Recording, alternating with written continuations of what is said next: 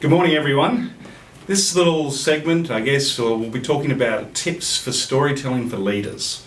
And in those, I want to give you some practical tips. I want you to have some things that you can take straight into work, use that same very day. And but we get this started. What's really important is that we know what this story thing is. A number of times I go into organisations and they talk about stories, but they actually don't use stories. It's frustrating. It drives me crazy, right? So I'll give you an example. Did some work for a big insurance company over in the US. They wanted to show me their storytelling project. Anyway, went along, had a look at their storytelling project. It was a group of employees sitting on couches talking to the video camera. And they started off by saying things like, this company, it's fantastic to work for. We really love working here. There's great cafeteria. We have fantastic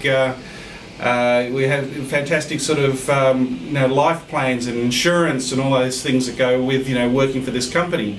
And the people who had collected these, what they thought were stories, were looking at me like, hey, this is great, isn't it?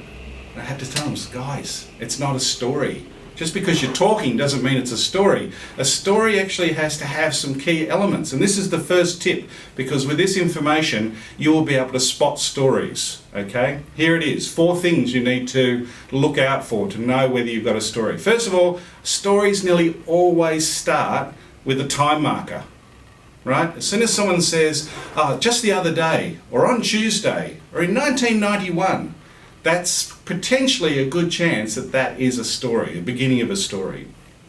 The second thing is that if it's not a time marker, it's sometimes a place marker. So they'll sort of say, Bob walked into the conference room. We're down in the back shed. I was at Mary's house. Now, as soon as you hear that, there's a good chance we're going to hear a story. Now, that's not enough. Okay, now you've got to have a set of events, things that actually happened. This happened, then that happened, then this happened. Okay, when you start to hear those events, those happenings, you're pretty sure you're in a story. Third thing, stories have characters. Okay, people. As soon as you see people in what they're saying.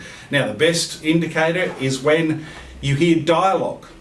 Right? We do dialogue all the time in our stories, okay? So I'll be sort of saying, I was chatting to my colleague Mark the other day, and what he said to me was, and then I'll do the Mark dialogue.